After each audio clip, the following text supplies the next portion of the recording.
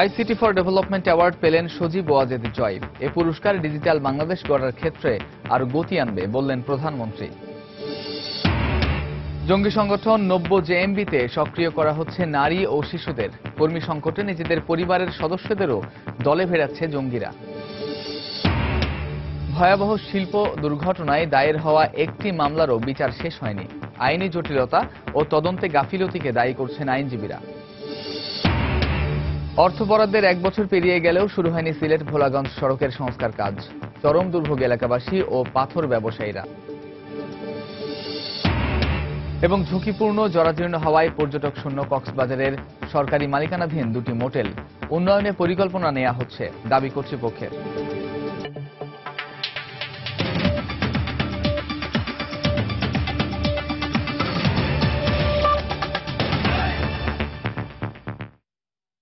সময় সংবাদের সঙ্গে আছি আমি কামরুজ্জামান মামুন। বিশ্বব্যাপী অভিবাসীদের অধিকার নিশ্চিতের আহ্বান জানিয়েছেন প্রধানমন্ত্রী শেখ হাসিনা। নিউ ইয়র্কে জাতিসংঘের সদর দফতরে শরণার্থী ও অভিবাসন বিষয়ক প্ল্যানারি সেশনে দেয়া বক্তব্যে তিনি এই আহ্বান জানান। সেখানে তিনি অভিবাসীদের অধিকার রক্ষায় 5টি উপায়ের কথা তুলে ধরেন। এর আগে মিয়ানমারের গণতন্ত্রপন্থী নেতা অং সান সুচির সঙ্গে বৈঠকে নিরাপত্তা সংশ্লিষ্ট বিভিন্ন বিষয়ে আলোচনা হয়। অভিবাসন বিষয়ে একটি গোলটেবিল বৈঠকে তার কো চেয়ারের দায়িত্ব পালনের কথা রয়েছে। নিউ ইয়র্ক থেকে আরো জানাচ্ছেন শিহাবুদ্দিন কিসলু। প্রধানমন্ত্রী শেখ হাসিনা জাতিসংঘের যে larger movement on migration and refugees plenary সেশনে যোগ দিয়েছেন। তিনি বাংলাদেশের প্রতিবেদন উপস্থাপন করেছেন এবং সেখানে তিনি 5টি বিষয় উল্লেখ করেছেন। তবে তার মধ্যে সবচেয়ে গুরুত্বপূর্ণ বিষয় হচ্ছে তিনি বলেছেন যে শরণার্থী অভিবাসনের ক্ষেত্রে অবশ্যই মানবাধিকারের বিষয়টি সুনিশ্চিত করতে হবে। Migration is a public good. Migration must be appreciated as a reality and freedom enhancer. Let me underline a few aspects of migration governance. First, mutual trust and respect, shared responsibility and inclusiveness are critical to address migration comprehensively. We must have general agreement on these universal principles. Second, we pledge to leave no one behind. Migrants' rights have to be secured in all situations, irrespective of their status. For harmony across our diverse societies, protection and promotion of rights of migrants and refugees are equally essential. Third, migration and mobility need to be placed in a new positive narrative. Bangladesh has, therefore, proposed a global compact on migration addressing some of the long-standing gaps in migration governance. The compact must build on the 2030 agenda and capture elements and modalities that are ambitious and enforceable, yet balanced and flexible. Fourth, promotion of tolerance and understanding is crucial for accommodation migrants and refugees. We must all rise above a solely identity-based discourse. Fifth, climate change and resultant displacement of millions of people is a reality. The compact will have to take into account the protection need of millions of climate-displaced people. The World Humanitarian Summit adopted the Partnership for Protection and Development. Plenary সেশনে যোগ দেওয়ার আগেই মিয়ানমারের নেত্রী অং সান সুচির সঙ্গে প্রধানমন্ত্রী শেখ হাসিনা বৈঠক করেছেন এবং সেখানে সবচেয়ে গুরুত্বপূর্ণ যে বিষয়টি আলোচনা হয়েছে, তারা দুই নেত্রী একমত হয়েছেন যে আলোচনার মাধ্যমে মিয়ানমার এবং বাংলাদেশের মধ্যে অমীমাংসিত বিষয়গুলির সুষ্ঠু সমাধান করা হবে। একই সাথে প্রধানমন্ত্রী শেখ হাসিনা অং সান সুচির সঙ্গে বৈঠকে তার সন্ত্রাসবাদের বিরুদ্ধে জিরো টলারেন্স নীতি পুনর্ব্যক্ত করেছেন। প্রধানমন্ত্রী Sheikh Hasina hotel world of অ্যাস্টোরিয়াতে business council of international understanding সংগঠনের আয়োজনে একটি আলোচনায় অংশ নিয়েছেন। বিশেষত্ব বা তার গুরুত্বপূর্ণ কর্মসূচির মধ্যে রয়েছে ওয়ার্ল্ড ব্যাংকের প্রেসিডেন্ট তার সঙ্গে সাক্ষাৎ এবং যুক্তরাষ্ট্রের প্রেসিডেন্ট বারাক ওবামার আয়োজনে যে লিডার সামিট অন রিফিউজিস, সেখানে প্রধানমন্ত্রী শেখ হাসিনা বক্তব্য রাখবেন। এই ছিল সর্বশেষ আমার কাছে নিউ ইয়র্কের জাতিসংঘের সদর দপ্তর থেকে শিহাবুদ্দিন কিসলু, সময় সংবাদ। যুক্তরাষ্ট্রের নিউ ইয়র্কে প্রধানমন্ত্রী শেখ হাসিনার তথ্য ও প্রযুক্তি বিষয়ক উপদেষ্টা সজীব ওয়াজেদ জয়কে আইসিটি ফর ডেভেলপমেন্ট অ্যাওয়ার্ড প্রদান করা হয়েছে। World organisation of governance and Competitiveness, Plant Revenue, Global Fashion for Development ও নিউ হেভেন বিশ্ববিদ্যালয়ের স্কুল অব বিজনেস সম্মিলিতভাবে এই পুরস্কার প্রদান করে। পুরস্কার প্রদান অনুষ্ঠানে প্রধানমন্ত্রী শেখ হাসিনা সহ বাংলাদেশ সরকারের বেশ কয়েকজন মন্ত্রী উপস্থিত ছিলেন। নিউ ইয়র্ক থেকে বিস্তারিত জানিয়েছেন আমাদের প্রতিনিধি শিহাবুদ্দিন কিসলো। বাংলাদেশের তথ্য এবং প্রযুক্তি খাতে যে অভাবনীয় সাফল্য অর্জিত হয়েছে, সেই সাফল্যে অবদানের জন্য প্রধানমন্ত্রী শেখ হাসিনার তথ্য ও প্রযুক্তি বিষয়ক উপদেষ্টা সজীব ওয়াজেদ জয়কে world organisation of governance and competitiveness আজকে WGC অ্যাওয়ার্ডে ভূষিত করেছে এবং এই অ্যাওয়ার্ড প্রদান অনুষ্ঠানে প্রধানমন্ত্রী শেখ হাসিনা স্বয়ং উপস্থিত ছিলেন এবং তিনি সেখানে বক্তব্য রেখেছেন এবং তিনি এই প্রতিষ্ঠানটিকে এই অ্যাওয়ার্ড প্রদানের জন্য সজীব ওয়াজেদ জয়কে নির্বাচনের জন্য ধন্যবাদ দিয়ে বলেছেন যে তারা সঠিক ব্যক্তিকেই নির্বাচিত করেছেন। তার কারণ সজীব ওয়াজেদ জয়ের যে অবদান, সেই অবদানের কারণেই আছে বঙ্গবন্ধুর সোনার বাংলা গড়তে তার সরকার যে কাজ করছে, সেই কাজে এতদূর এগিয়েছে বাংলাদেশ। একই সাথে তিনি বলেছেন যে অভাব দারিদ্র্য মুক্ত অর্থনৈতিক মুক্তির বাংলাদেশ, বঙ্গবন্ধুর সোনার বাংলাদেশ গড়তে তিনি বদ্ধপরিকর। আজকে নিউ ইয়র্কের ম্যানহাটনের মিলেনিয়াম হোটেলের অ্যাওয়ার্ড প্রদান অনুষ্ঠানে সরকারের গুরুত্বপূর্ণ ব্যক্তিবর্গ, ইভেন ভাইস প্রেসিডেন্ট সহ গুরুত্বপূর্ণ ব্যক্তিবর্গ উপস্থিত ছিলেন এবং এখানে সজীব ওয়াজেদ জয়ের হাতে পদক তুলে দেন জনপ্রিয় অভিনেতা রবার্ট ডিভা এবং তিনিও সজীব ওয়াজেদ জয়ের এই অবদানের ব্যাপারে ভূয়সী প্রশংসা করেছেন। শিহাবুদ্দিন কিসলু, সময় সংবাদ, নিউ ইয়র্ক, যুক্তরাষ্ট্র। জঙ্গি সংগঠন 90JMB-তে সক্রিয় করা হচ্ছে নারী ও শিশুদের। আইনশৃঙ্খলা রক্ষা বাহিনীর অভিযানে নেতাকর্মী গ্রেফতার ও নিহত হওয়া এবং নতুন কর্মী যোগ দেওয়ার প্রবণতা কমে যাওয়া সহ কয়েকটি কারণে নিজেদের পরিবারের নারী সদস্যদের দলে ভেড়াচ্ছে জঙ্গিরা। এক্ষেত্রে তাদের ব্যবহার করা হচ্ছে মূলত তথ্য আনা নেয়ার জন্যই। একথা জানিয়েছেন কাউন্টার টেরোরিজম ইউনিটের অতিরিক্ত উপকমিশনার সানোয়ার হোসেন। সমাজবিজ্ঞানীরা বলছেন, নারীরা স্বেচ্ছায় জঙ্গিবাদে জড়াচ্ছে নাকি তাদের বাধ্য করা হচ্ছে তা খতিয়ে দেখতে হবে। খান মোহাম্মদ রুমেলের রিপোর্ট।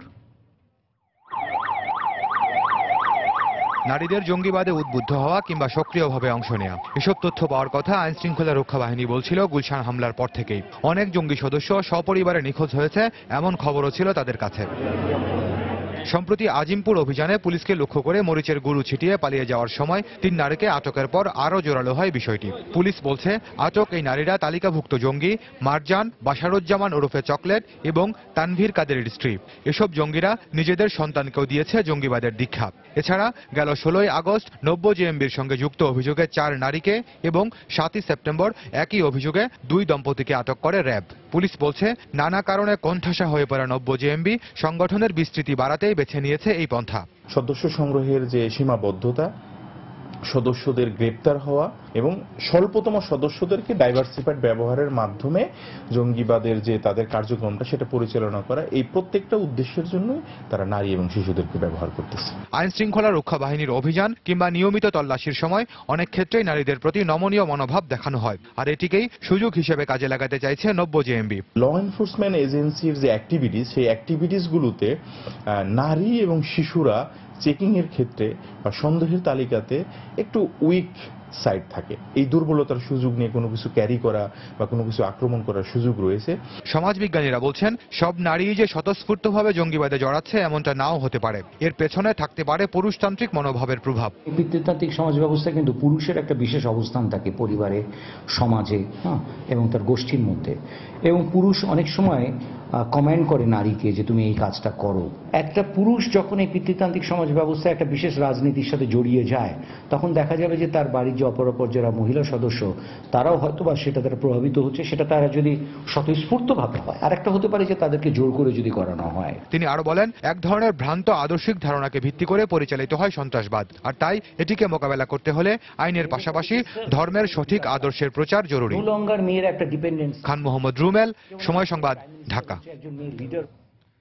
মধ্যপ্রাচ্যের একটি দেশ থেকে হুন্ডির মাধ্যমে গুলশান ও শোলাকিয়ায় জঙ্গি হামলার অর্থের যোগান আসে, আর ভারতের ভেতর দিয়ে এসেছে অস্ত্রের যোগান। গতকাল ডিএমপি মিডিয়া সেন্টারে সাংবাদিকদের সঙ্গে আলাপকালে একথা জানান কাউন্টার টেরোরিজম ইউনিটের প্রধান মনিরুল ইসলাম। তিনি জানান, দেশে অর্থ গ্রহণকারীর পরিচয় তারা জানতে পেরেছেন, তাকে গ্রেফতারে অভিযানও চলছে। গুলশানের হোলি আর্টিজান বেকারিতে 1 জুলাইয়ের নৃশংস হামলার পর বাংলাদেশে জঙ্গি কর্মকাণ্ডে আসে নতুন মোড়। হামলাকারীরা নিজেদের আইএস দাবি করলেও আইনশৃঙ্খলা রক্ষা বাহিনী বলছে এর পেছনে আছে 90 জেএমবি। মূলত 2015 সাল থেকে এই জঙ্গি সংগঠনটির উত্থান।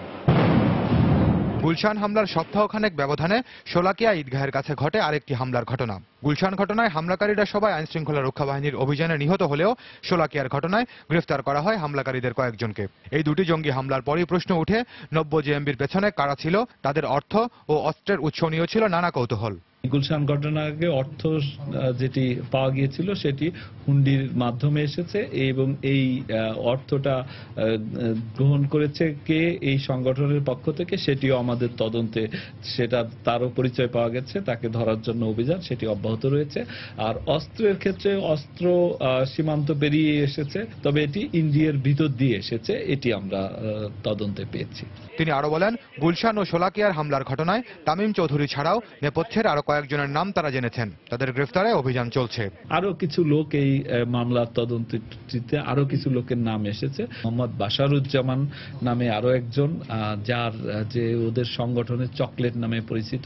তারপরে আমরা ওখানে পেয়েছি রাজীব গান্ধী নামে একজনের নাম, যার প্রকৃত নামটা আমরা এখনো জানতে পারিনি।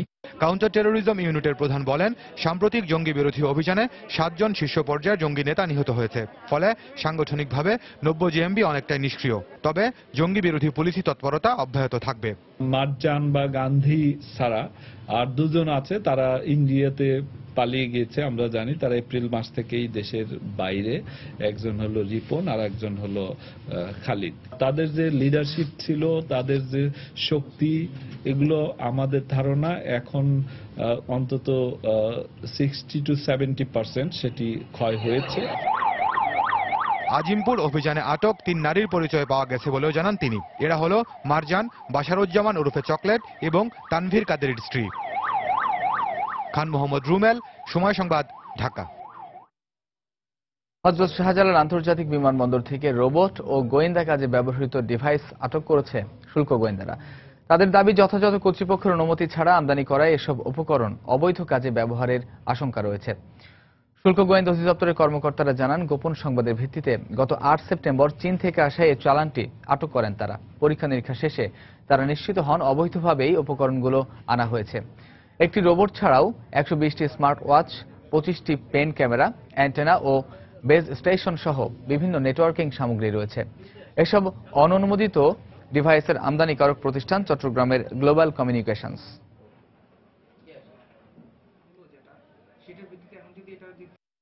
এই সমস্ত ইকুইপমেন্টের সাথে এরকম একটা হেলথ কেয়ার রোবট আসাটা এটা কোনো বিচ্ছিন্ন বিষয় না। এমন হতে পারে যে তারা এরকম কোনো একটা পরিকল্পনা করছে যে জায়গায় তারা একটা কেমিক্যাল উইপন হিসেবে এটা ব্যবহার করে প্রাথমিক কাজ করবে এবং পরবর্তীতে তারা অন্য কাজ করবে, যেগুলো সবগুলো মিলে একটা কনসেপ্ট তৈরি করে যে এটা কোনো নাশকতা করতে পারে। এরকম কোনো একটা গ্রুপের জন্য বিভিন্ন ধরনের ইকুইপমেন্টে তাদের যে সক্ষমতাকে বৃদ্ধি করবে। সময় সংবাদ আরো থাকছে। দেবী দুর্গার আগমনকে ঘিরে ব্যস্ত সিরাজগঞ্জের প্রতিমা তৈরির কারিগররা। খরচ অনুযায়ী মজুরি না পাওয়ায় হতাশা। ফিলিপিন্সের রিজিওনাল ট্রায়াল কোর্টের রায়ের ফলে রিজার্ভের চুরি যাওয়া অর্থের প্রায় $1.5 কোটি ফেরত পাচ্ছে বাংলাদেশ ব্যাংক। গতকাল বিকেলে কেন্দ্রীয় ব্যাংক কার্যালয়ে এক জরুরি সংবাদ সম্মেলনে একথা জানান বাংলাদেশ ব্যাংকের সহকারী মুখপাত্র। রায়ের কপি হস্তান্তরের পর খুব অল্প সময়ের মধ্যে এ অর্থ ফেরত পাওয়া যাবে বলেও জানান তিনি। সেই সঙ্গে আইনি ভিত্তি প্রতিষ্ঠিত হওয়ায় চুরি যাওয়া বাকি অর্থ উদ্ধার করা যাবে বলে মনে করে বাংলাদেশ ব্যাংক। বাংলাদেশ ব্যাংকের রিজার্ভের $8 কোটি 10 লাখ চুরি হওয়ার 8 মাস পর $1,52,50,000 ফেরত পাওয়ার খবর জানালো বাংলাদেশ ব্যাংক। সোমবার আনুষ্ঠানিক সংবাদ সম্মেলনে বাংলাদেশ ব্যাংকের 2 সহকারী মুখপাত্র জানান, ফিলিপিন্সের ডিপার্টমেন্ট অব জাস্টিসের কয়েক মাসের তদন্ত এবং সিনেটে শুনানি হয়। ফিলিপিন্স সরকার বনাম ব্যবসায়ী কিম অং এর এই মামলায় অবশেষে বাংলাদেশকে এই অর্থ ফেরত দেওয়ার আদেশ দেয় রিজিওনাল ট্রায়াল কোর্ট। ফিলিপাইনের রিজিওনাল ট্রায়াল কোর্ট শুনানি শেষে ইতোপূর্বে বাজেয়াপ্তকৃত ফিলিপাইন কেন্দ্রীয় ব্যাংকে রক্ষিত $4.63 মিলিয়ন মার্কিন ডলার ও 488.28 মিলিয়ন পেসো বাংলাদেশের অনুকূলে অবমুক্ত করার আদেশ জারি করেছে। এই অর্থ ফেরত পাওয়ার পরও খোয়া যাওয়া প্রায় $6.5 কোটি বাকি থাকবে। সে বিষয়ে এখনো কোনো সিদ্ধান্ত জানা যায়নি। তবে অচিরেই সব অর্থ ফেরত পাওয়ার বিষয়ে আশাবাদী বাংলাদেশ ব্যাংক। আজকে যেমন কোর্টের রায় হয়েছে, আপনারা সবাই কোর্টের প্রসিডিউরটা জানেন। এই কোর্টের রায়টা অফিসিয়ালি এইটা আবেদনকারীর কাছে যাবে, সেটা সেন্ট্রাল ব্যাংকের কাছে যাবে। সেন্ট্রাল ব্যাংকের কাছে রক্ষিত অর্থ তখন ব্যাংকিং চ্যানেলে আমাদের অ্যাকাউন্টে চলে আসবে। সেই জিনিসটা ব্যাংকিং চ্যানেলে কিভাবে আসবে সেটা দুই সেন্ট্রাল ব্যাংক মিলে ঠিক করবে। সাইবার হ্যাকিংয়ের মাধ্যমে গিয়েছে, সেটা এস্টাবলিশ হলো ওই দেশের কোর্টের মাধ্যমে, টাকাটা বাংলাদেশে। নিউ ইয়র্কের ফেডারেল রিজার্ভ ব্যাংকে জমা রাখা বাংলাদেশের রিজার্ভের $10.10 কোটি গত ফেব্রুয়ারি মাসে সুইফট কোড হ্যাকিং এর মাধ্যমে চুরি হয়ে যায়। এর মধ্যে $8.10 কোটি চলে যায় ফিলিপিন্সের রিজাল কমার্শিয়াল ব্যাংকিং কর্পোরেশনের 4টি অ্যাকাউন্টে, আর শ্রীলঙ্কায় যায় $2 কোটি। শ্রীলঙ্কার অর্থ ফেরত পাওয়া গেলেও ফিলিপিন্সের অর্থ এখনো ফেরত পাওয়া যায়নি। তবে এই রায়ের মাধ্যমে চুরি যাওয়া অর্থ বাংলাদেশে ফেরত আনার আইনি ভিত্তি প্রতিষ্ঠিত হলো বলে মনে করে বাংলাদেশ ব্যাংক। সাজিদ রাজু, সময় সংবাদ, ঢাকা। দেশের ভয়াবহ শিল্প দুর্ঘটনায় দায়ের হওয়া একটি মামলারও বিচার শেষ হয়নি। দু একটি মামলা বিচারের পর্যায়ে গেলেও অধিকাংশ মামলা পড়ে আছে তদন্তে। এজন্য আইনি জটিলতা ও তদন্তে গাফিলতিকে দায়ী করছেন আইনজীবীরা। শ্রমিক অধিকার নিয়ে সোচ্চার সংগঠনগুলো বলছে, শ্রমিকের স্বার্থ ও নিরাপত্তার দিকে নজর না দিয়ে শিল্প কারখানা মালিকদের কেবল মুনাফামুখী ব্যবসার প্রবণতার কারণে মৃত্যুর মিছিল থামছেই না শিল্প খাতে। আফজাল হোসেনের রিপোর্ট। সাভারের স্পেকট্রাম, রানা প্লাজা থেকে গাজীপুরের টাম্পাকো, প্রতিনিয়তই ঘটছে এ ধরনের শিল্প দুর্ঘটনা। বাংলাদেশ ইনস্টিটিউট অফ লেবার স্টাডিজের গত 18 বছরের হিসেবে শিল্প দুর্ঘটনায় নিহতের সংখ্যা 5,375, আহত প্রায় 11,000 মানুষ, তাদের অধিকাংশই পোশাক শ্রমিক। প্রতিটি দুর্ঘটনার পর হত্যা ও ক্ষতিপূরণ চেয়ে আদালতে পৃথক মামলা হলেও একযুগেও শেষ হয়নি কোনো মামলার বিচার কাজ। শুধুমাত্র রানা প্লাজা ও তাজরিন মামলার আনুষ্ঠানিক বিচার শুরু হলেও অন্য মামলাগুলো আটকে আছে তদন্তেই। বিশেষজ্ঞরা বলছেন, আইনি জটিলতা ও তদন্ত কর্মকর্তাদের গাফিলতি দীর্ঘসূত্রিতার প্রধান কারণ। ফৌজদারি আইনে আমরা এই মামলাগুলো করি, সেইটার এক ধরনের দুর্বলতা তো আছে, এটা তো স্বীকার করতেই হবে। এখানে চাইলে আসলে ডিলে করানো যায়। পুলিশ যদি তাদের তদন্তটা শেষ না করেন তাহলে এখানে সরকারের সদিচ্ছার অভাব আছে মনে করি আমি। শাস্তি হতেই হবে। এটা এই জন্য না যে আমরা ওই ব্যক্তির শাস্তি চাচ্ছি, অবশ্যই আমরা অপরাধীর শাস্তি চাই, কিন্তু এই জন্য যে ভবিষ্যতে মানুষ যাতে সতর্ক হয়। একই সঙ্গে মামলাগুলো নিষ্পত্তির জন্য দ্রুত বিচার ট্রাইব্যুনালে পাঠানো, শিল্প কারখানা মালিকদের অতি মুনাফামুখী প্রবণতা রোধ এবং শ্রমিকদের স্বার্থ ও নিরাপত্তা নিশ্চিতে আইনি কাঠামো সৃষ্টির তাগিদ দিয়েছেন তারা। তারা মনেই করে না যে তাদের পণ্যর চাইতে শ্রমিকের জীবনের গুরুত্ব বেশি।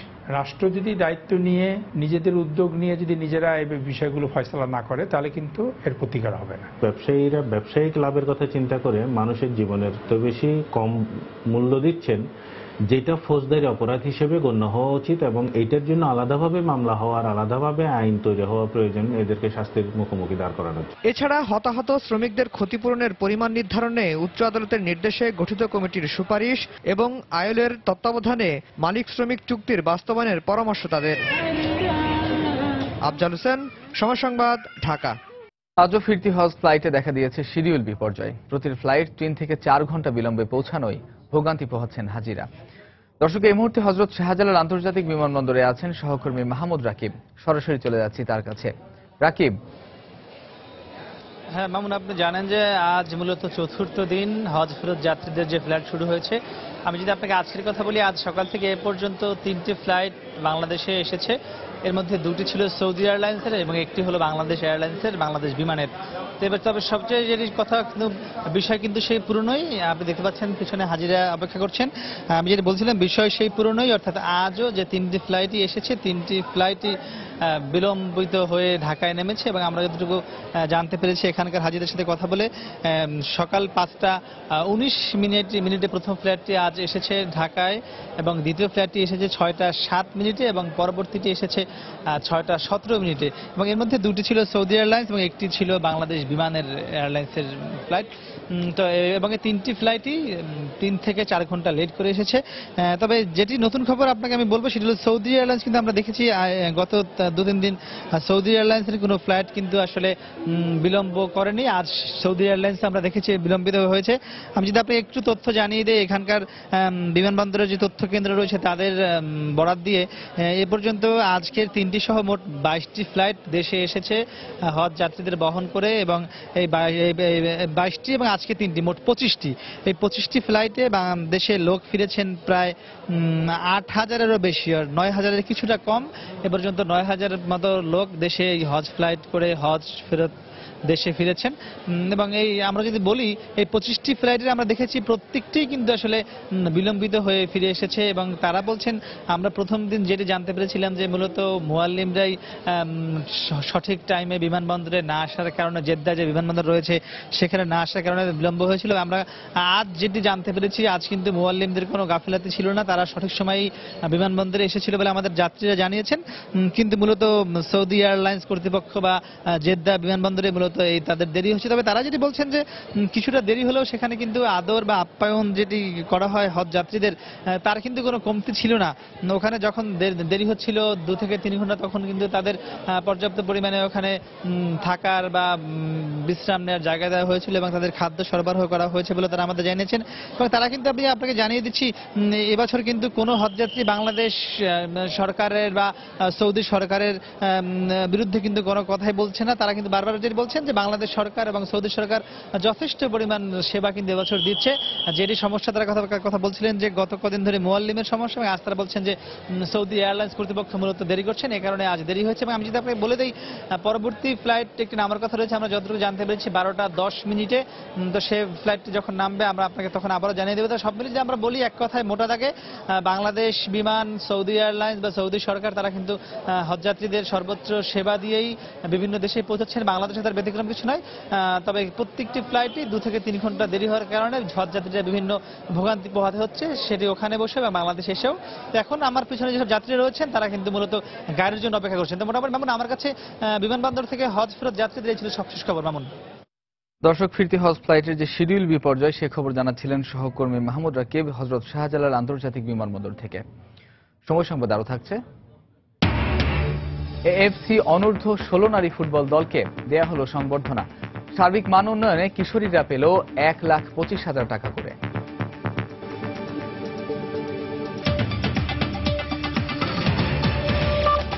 $450 কোটি টাকা বরাদ্দের 1 বছর পেরিয়ে গেলেও আজও শুরু হয়নি সিলেট ভোলাগঞ্জ সড়কের সংস্কার কাজ। গুরুত্বপূর্ণ এই সড়কটি এখন পুরোপুরি যান চলাচলের অনুপযোগী হয়ে পড়েছে। সংস্কার না করায় 37 কিলোমিটার সড়কের পুরোটা জুড়ে পুকুরের মতো বিশাল বিশাল গর্তের সৃষ্টি হয়েছে। এতে চরম দুর্ভোগের শিকার হচ্ছেন 3 উপজেলার মানুষের পাশাপাশি পাথর ব্যবসায়ীরা। রিপোর্ট আব্দুল আহাদের, ক্যামেরায় ছিলেন নৌশাদ আহমদ চৌধুরী। সিলেট ভোলাগঞ্জ 37 কিলোমিটার সড়কের পুরোটাতেই বিশাল বিশাল গর্ত। গাড়ি নষ্ট হয়ে যাওয়ার ভয়ে অনেক আগেই যাত্রী সেবা বন্ধ করে দিয়েছেন বাস মালিকরা। অল্প সংখ্যক সিএনজি অটোরিকশা চললেও গর্তে পড়ে সেগুলো নষ্ট হয়ে যাচ্ছে। দীর্ঘ এই সড়কের মাত্র 3 কিলোমিটার যাওয়ার পথে অন্তত 10টি সিএনজি অটোরিকশা নষ্ট হয়ে রাস্তার মাঝখানে পড়ে থাকতে দেখা যায়। এতে চরম ভোগান্তির শিকার হচ্ছেন যাত্রী ও চালকরা। সিলেট যাওয়া ডাক্তার দেখাইতাম, এখন রাস্তা ভাঙার কারণে গাড়ি নষ্ট হয়ে গেছে, রাস্তা এখন গাড়ি পাওয়া যায় না। যাত্রী যাওয়ার পথে সামনে ভাঙছে। এলাকাবাসী ও যাত্রীদের অভিযোগ, রাস্তার বেহাল দশার মধ্যে গর্ভবতী মায়েদের হাসপাতালে নিয়ে যেতে চরম ভোগান্তির শিকার হতে হয়। আর ব্যবসায়ীদের ক্ষতির সীমা নেই। ডুবে গেছে ওখানে আইতে সময় গাড়ি, বুঝছেন নি, পানির লাগি রাস্তা। আমরা কোম্পানিগঞ্জ থেকে সিলেট পর্যন্ত গাড়ি লিয়ে আইতে হইলে 4 দিন 5 দিন লাগে। গাড়ি খাস করতে করতে জীবন নষ্ট। নয়া নয়া গাড়ি একবারে বাঙ্গারি হয়ে গেছে। অনেক এমপি মিনিস্টাররা আইছে কিন্তু বলে যে হ্যাঁ কাজ হবে, কিন্তু এখন কাজ হয় না। 2015 সালের 7 এপ্রিল একনেকের বৈঠকে সিলেট ভোলাগঞ্জ সড়ক সংস্কারে 441 কোটি 54 লাখ টাকার প্রকল্প অনুমোদন পায়। কিন্তু 1.5 বছর পেরিয়ে গেলেও কাজের দৃশ্যত কোনো অগ্রগতি হয়নি। আমাদের কাজ তো অলরেডি শুরু হয়ে গেছে, এখন মেইনটেনেন্স কাজ চলছে। মানে ভোলাগঞ্জ প্রকল্পে এই মুহূর্তে বর্ষা সিজনে যেহেতু আমাদের প্রথম কাজ শুরু করতে হবে মাটির নিচের অংশে কাজ, বর্ষা সিজনে এই কাজগুলো করা খুবই ক্রিটিক্যাল। এটা শেষ হলেই অথবা 2-3 মাস সময় লাগে এগুলো, তারপরে আমরা মূল কাজে যাইতে পারবো। এই সড়ক দিয়ে সিলেট সদর, কোম্পানীগঞ্জ ও গোয়াইনঘাট উপজেলাবাসীর পাশাপাশি রাতারগুল, বিছনাকান্দি, ভোলাগঞ্জ ও পান্থমাই পর্যটন কেন্দ্রে মানুষ যাতায়াত করেন। আব্দুল আহাদ, সময় সংবাদ, সিলেট। পুষ্টিগুণ ভালো হওয়ায় রুটি সহ অনেক খাবার তৈরির জন্য ব্যবহার করা হয় আটা। ডায়াবেটিস সহ শারীরিক সমস্যার পাশাপাশি সুস্বাস্থ্যের কথা মাথায় রেখে ভাতের পরিবর্তে রুটি খান অনেকেই। এ কারণে দিন দিন বেড়েই চলেছে আটার চাহিদা। বিষয়টি মাথায় রেখে বহুমাত্রিক গবেষণার মাধ্যমে গুণগত মান বেড়েছে আটার।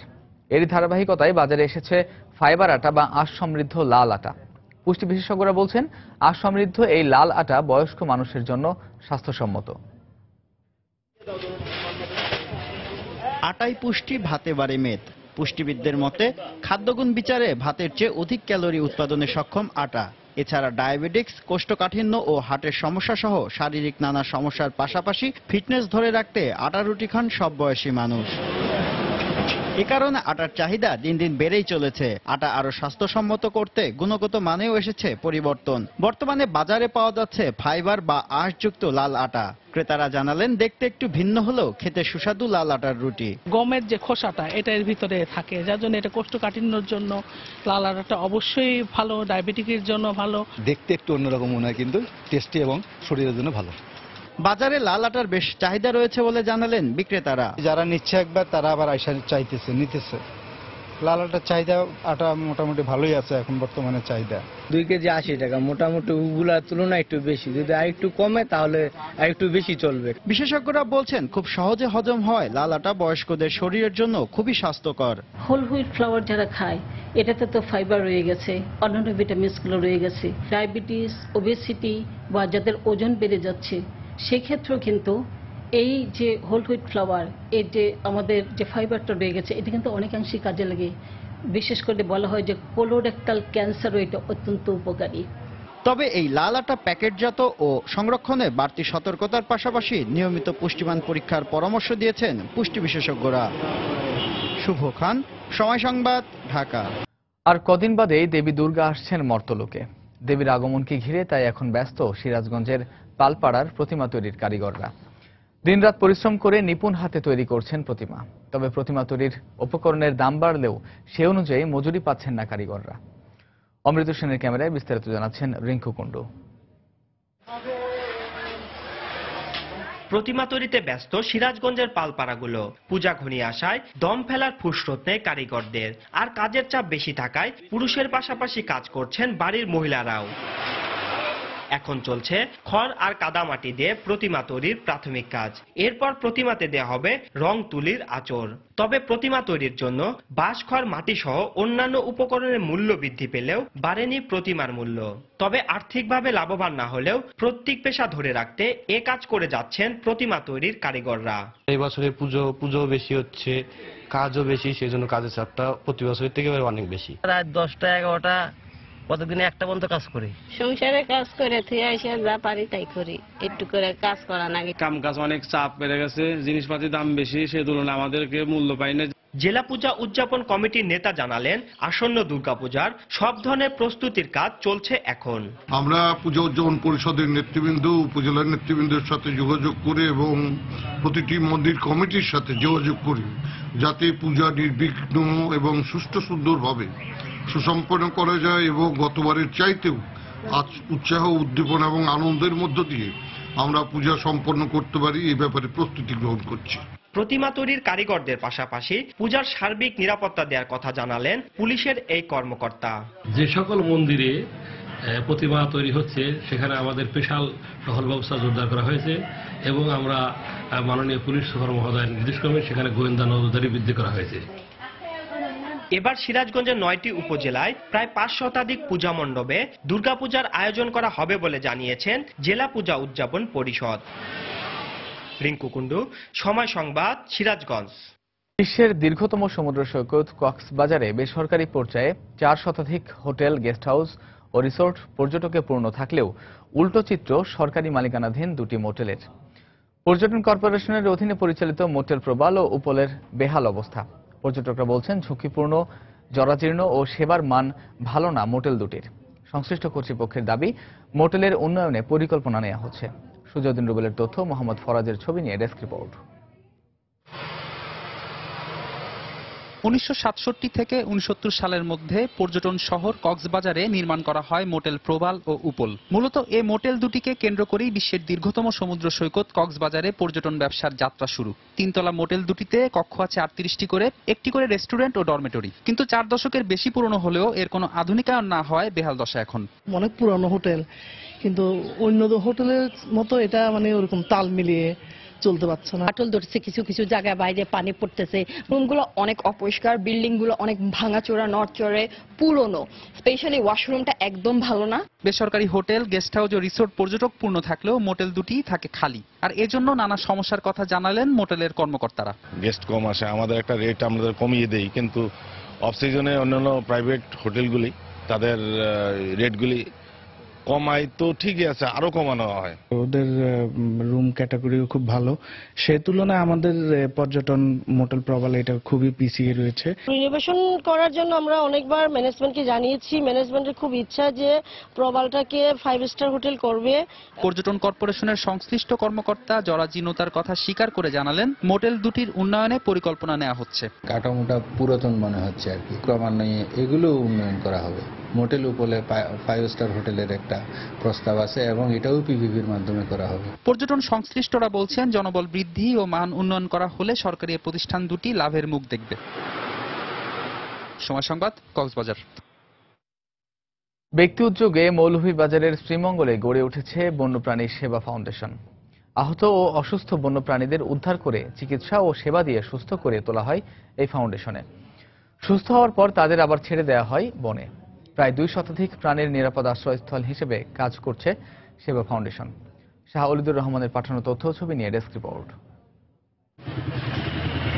1962 সালের দিকে শীষরঞ্জন নামে এক ব্যক্তি শখের বশে মৌলভীবাজারের নোয়াগাঁও গ্রামে গড়ে তোলেন বন্যপ্রাণী সেবা ফাউন্ডেশন নামে একটি মিনি চিড়িয়াখানা। মুক্তিযুদ্ধের সময় সেই চিড়িয়াখানা ধ্বংস করে দেয় পাকিস্তান বাহিনী। স্বাধীনতার পরপরই শীষরঞ্জনের ছেলে শীতেশ রঞ্জন শ্রীমঙ্গলে তার বাড়ির আঙিনায় নতুন করে চালু করেন চিড়িয়াখানাটি। দিনে দিনে বন্যপ্রাণীর সংখ্যা বাড়তে থাকলে 2008 সালে শ্রীমঙ্গলের রূপসপুর এলাকায় 6.5 বিঘা জমির ওপর সরিয়ে নেওয়া হয় চিড়িয়াখানাটি। এখানে এখন মুখ পোড়া ও চশমা পরা হনুমান, লজ্জাবতী বানর, বিলুপ্ত প্রজাতির শকুন, সাপ, পাখি সহ 2 শতাধিক দুর্লভ প্রজাতির বন্যপ্রাণী চিকিৎসা সেবা পেয়ে সুস্থভাবে বেড়ে উঠছে। আর এসব প্রাণী দেখতে প্রতিদিন ভিড় করছেন দর্শনার্থীরা। চিড়িয়াখানা আসার পরে অনেক কিছু দেখলাম, সবকিছু খুব ভালো লাগছে। ছোট শহর হিসাবে এখানে আসলে অনেক কিছুই দেখার আছে, হনুমান, বানর, সবকিছুই আছে, প্রায় হরিণ। এখানে আসলে পরিবেশটা খুব সুন্দর, আমার খুব ভালো লাগতেছে। জঙ্গলে আবাসন নষ্ট হয়ে যাওয়ায় প্রাণীর সংখ্যা কমে গেছে বলে জানান বন্যপ্রাণী সেবা ফাউন্ডেশনের পরিচালক। এখানে অসুস্থ প্রাণী, বাচ্চা ধরা পড়ে, তারপরে গাড়িতে জখম হয়, এগুলো আনিয়া আমার কাছে দেওয়া হয়, আমি সেবা শুশ্রূষা করি। জঙ্গল কমা মানে বন্যপ্রাণী কমে দেওয়া, তাদের আবাসস্থল নষ্ট হয়ে গেছে।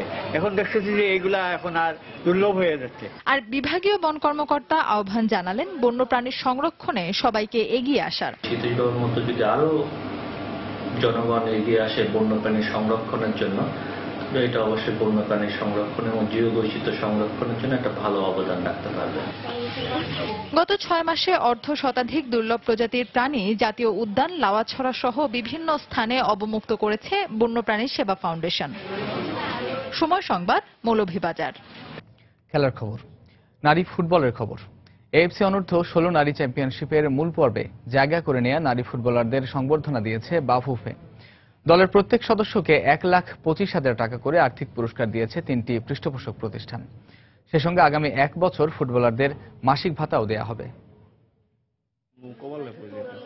অজপাড়াগায়ে অভাব অনটনের সঙ্গে নিত্য বসবাস কৃষ্ণা সানজিদাদের। ছোট্ট বয়সেই ওদের ঘাড়ে সংসারের হাল, সংগ্রামী ওদের জীবনের ব্রত। সেই সানজিদা কৃষ্ণাদের জীবনে হঠাৎ করেই শহরের ঝলমলে আলো। গ্রামের মেঠো পথ পেরিয়ে ইট কাঠের রাজধানীর জমকালো মঞ্চে নারী ফুটবলাররা তাদের অর্জনের সঙ্গী হয়ে আয়োজনে আসার সুযোগ হয়েছে তাদের বাবা মায়েরও। এএফসি অনূর্ধ্ব নারী ফুটবল চ্যাম্পিয়নশিপের গ্রুপ পর্বে দুর্দান্ত খেলেছে বাংলাদেশের মেয়েরা। সংযুক্ত আরব আমিরাত, চাইনিজ তাইপে, সিঙ্গাপুর, কিরগিজস্তান ও ইরানকে হারিয়েছে কৃষ্ণা রানীর দল। বাছাই পর্বের দাপুটে জয় অপরাজিত চ্যাম্পিয়ন হয়ে প্রথমবারের মতো মূল পর্বে জায়গা করে নিয়েছে তারা। আর তাই তো এমন অর্জনে জমকালো সংবর্ধনার মধ্যমণি কৃষ্ণারা। মেয়েদের এমন সাফল্যে তাদের প্রত্যেককে আর্থিক পুরস্কার দিয়েছে বেশ কয়েকটি পৃষ্ঠপোষক প্রতিষ্ঠান। এছাড়াও আগামী 1 বছর তাদের মাসিক ভাতা দেওয়া সহ সব ধরনের সুযোগ সুবিধার প্রতিশ্রুতি দিয়েছে বাফুফে। মান্থলি একটা অ্যালাউন্স দেওয়া হবে, সো 1 বছর যে থাকবে 1 বছরও একটা অ্যালাউন্সের মধ্যেই থাকবে। খাওয়া দাওয়া, থাকা, boot, anything they require, teacher, education, আমরা we will fully look after. আগামী 1 বছরে মিনিমাম 5 থেকে 6টা প্র্যাকটিস ম্যাচ ওদেরকে খেলাবো, তাতে করে তারা বুঝতে পারবে তার প্রতিপক্ষরা কতটা স্ট্রং, ওদের ল্যাকিংস কোথায় আছে, তখন সেগুলো তারা ওভারকাম করতে পারবে। এমন সংবর্ধনায় দারুণ খুশি নারী ফুটবলাররাও। আমাদেরকে যে সংবর্ধনা দেয়া হয়েছে তাতে আমরা অনেক খুশি। আমরা চেষ্টা করব আগামীতে যেন এরকম আরো ভালো কিছু করতে পারি। আগামী বছর থাইল্যান্ডে মূল পর্বে মেয়েদের লড়তে হবে অস্ট্রেলিয়া, দক্ষিণ কোরিয়া, চীন, লাওস, স্বাগতিক থাইল্যান্ড, উত্তর কোরিয়া ও জাপানের মতো শক্তিশালী দলগুলোর বিপক্ষে। তবে নিজেদের সেরাটা দিতে পারলে মূল পর্বে ভালো করা সম্ভব বলেই মনে করেন প্রতিশ্রুতিশীল এই ফুটবল কন্যারা। পারভিন আক্তার, সময় সংবাদ, ঢাকা। আঙুলের ব্যথা অনেকটাই সেরে উঠেছেন, তাই আফগানিস্তানের বিপক্ষে ওয়ানডে সিরিজে প্রথম ম্যাচে খেলার ব্যাপারে বেশ আত্মবিশ্বাসী বাংলাদেশ দলের ওপেনার তামিম ইকবাল। প্রতিপক্ষ পিছিয়ে থাকলেও হালকাভাবে নিচ্ছেন না তিনি, বরং দীর্ঘদিন পর আফগানদের বিপক্ষে 3টি ওয়ানডে ম্যাচকে দেখছেন দারুণ প্রস্তুতির সুযোগ হিসেবে। হুমায়ুন কবির রোজের প্রতিবেদন। গেল মাসের 27 তারিখে আঙ্গুলে বেশ চোট পান তামিম। তারপর ক্রিকেট আকাশে শঙ্কার কালো মেঘ জমে আফগানিস্তান সিরিজে ড্যাশিং এই ওপেনারের খেলা নিয়ে। তবে সব সংখ্যার কালো মেঘ ভেদ করে রোববার ঠিক 20 দিন পর ব্যাট হাতে নেন তামিম। পরে ইন্ডোরে প্রধান কোচ হাতুরের অধীনে নেটে ব্যাটিংয়ে আত্মবিশ্বাস ফেরান খ্যাপাটে এই ওপেনার।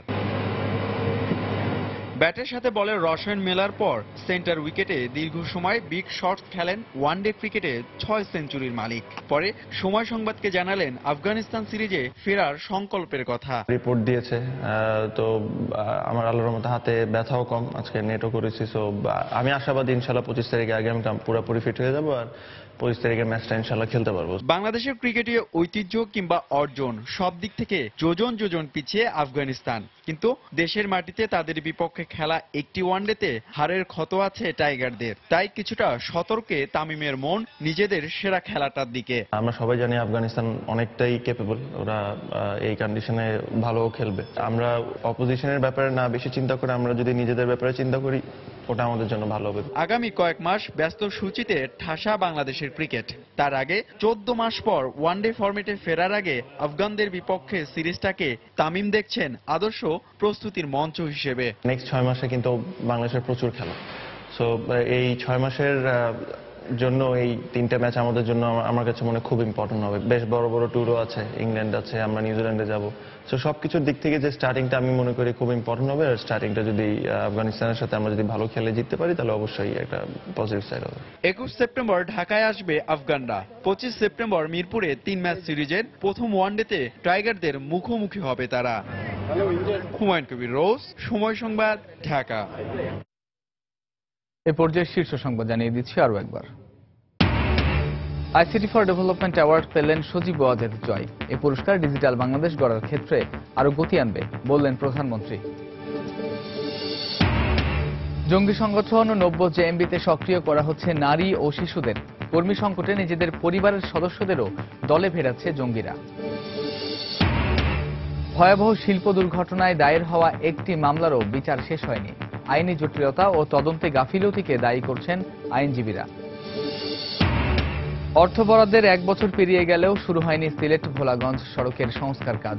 চরম দুর্ভোগে এলাকাবাসী ও পাথর ব্যবসায়ীরা। এবং ঝুঁকিপূর্ণ জরাজীর্ণ হওয়ায় পর্যটক শূন্য কক্সবাজারের সরকারি মালিকানাধীন 2টি মোটেল। উন্নয়নের পরিকল্পনা নেওয়া হচ্ছে দাবি কর্তৃপক্ষের।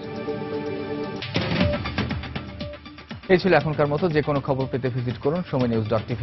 যে কোনো বাংলা লিংক, রবিওস, এয়ারটেল নম্বর থেকে সময় সংবাদের খবর অনুষ্ঠান সম্পর্কে জানতে এবং যে কোনো তথ্য সময় সংবাদকে জানাতে ডায়াল করুন 16242 নম্বরে।